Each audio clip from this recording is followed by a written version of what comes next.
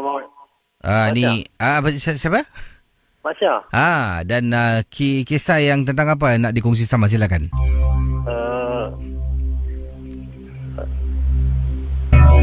Saya berasal dari Batu Pahat.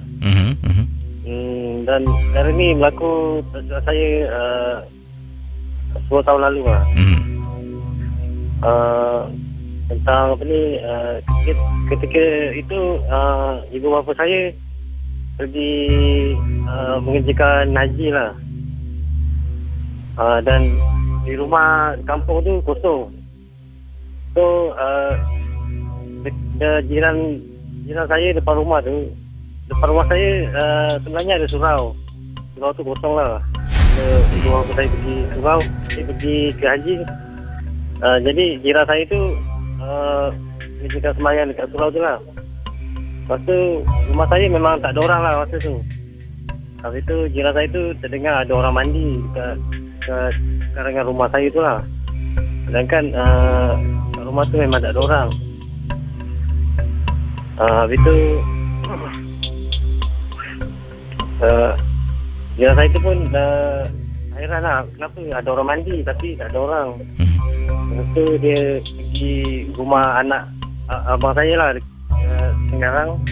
Dia bagi tahu lah, dia dengar ada orang mandi. Lepas tu dia panggil, tak ada respon lah. Lepas tu abang saya dengan isteri ni datang ke rumah mak saya tu lah.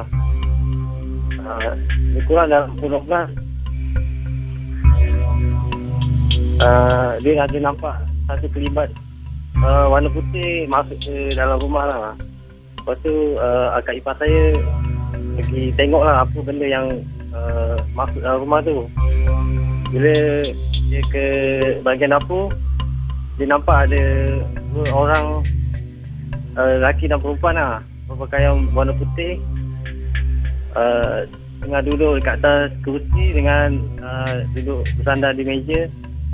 Dia kelihatan tersenyum lah. Lepas tu akak ipar saya nak panggil abang saya. Dalam sekejap mata benda tu hilang lah. Lepas tu selepas ibu bapa saya dah kembali, akak ipar saya ceritakan lah apa yang berlaku kat rumah tu lah. Waktu mak saya cakap rupanya benda tu tunggu rumah lah. Saya pun tak pasti lah. Tak maaf Casey Itu sajalah. Terima kasih ya. Itu dia teman kita dari Batu Pahat.